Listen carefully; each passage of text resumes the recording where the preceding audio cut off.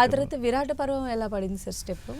అంటే మన సాయి పల్లవి లాంటి అంటే వన్స్ మనం ప్రూవ్ అవుతే చాలు, అంతే. ఇండస్ట్రీ తీసి భుజాలకు ఎత్తుకుంటుంది. తేడా కొడితే మళ్ళీ కింది ఇసిరి కొడుతుంది అంతే. నీది నాది ఒకే కథ హ్యూజ్ రెస్పెక్ట్ వచ్చింది. నీది నాది ఒకే కథ సినిమా సెన్సార్ అయింది, 2 రోజులు అయితే రిలీజ్ అనగానే ఫుల్ బజ్ వచ్చింది, ఓపెనింగ్స్ వచ్చినాయి. ఓకే, అండ్ నాకు కూడా చాలామంది ప్రొడ్యూసర్స్ పిలిచారు, నాకు కూడా అప్పుడే అడ్వాన్స్ ఇచ్చారు. సుధాకర్ చెరుకూరి గారు అప్పుడే ఇచ్చారు. సో ఆ సినిమా బాగా వర్కౌట్ అయింది. దెన్ ఇమీడియట్లీ స్టార్ట్ అయింది అంతే. అందులో ఏమీ డ్రామా ఏం జరగలే. ఆపర్చునిటీస్ అలా మీకు తలుపు తట్టాయి. తలుపు తట్టడం అంటే మనం ప్రూవ్ చేసుకున్నారు కాబట్టి.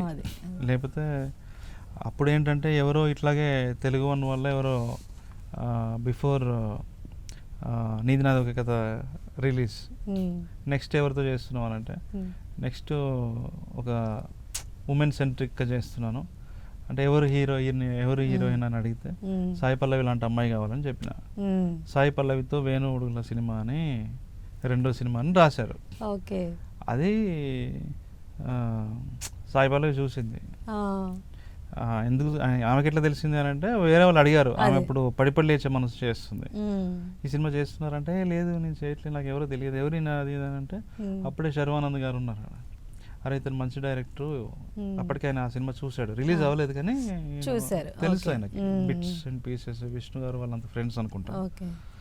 అప్పుడు సుధాకర్ చెరుకూరి గారికి చెప్పాడు శర్వ గారే, ఈయనకు అడ్వాన్స్ ఇవ్వండి, ఇలాంటి డైరెక్టర్స్ని ఎంకరేజ్ చేసినట్టు ఉంటుంది, మంచి డైరెక్టర్ అయితే అతను అని చెప్పేసి. అప్పుడు వెంటనే ఆ రోజు ఈవినింగే మా పిఆర్ఓలో పిలుస్తున్నారు సుధాకర్ చెరుకూరి అని, తీసుకెళ్లారు. వెళ్ళిన 10 నిమిషాలకే నాకు ఆయన చెక్ ఇచ్చారు, అడ్వాన్స్ చెక్. సూపర్.